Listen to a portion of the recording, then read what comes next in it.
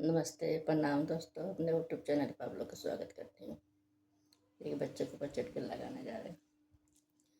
लालन खेले घूना घूनावा अंगनवा में, अंगनवा में हो, अंगनवा में हो, अंगनवा में बाबू खेले घूना घूनावा अंगनवा में।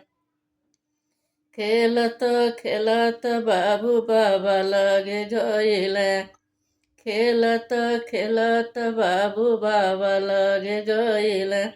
जियाए बबुआ हमार बांसवा बढ़वल, जियाए बबुआ हमार बांसवा बढ़वल, जियाए बबुआ।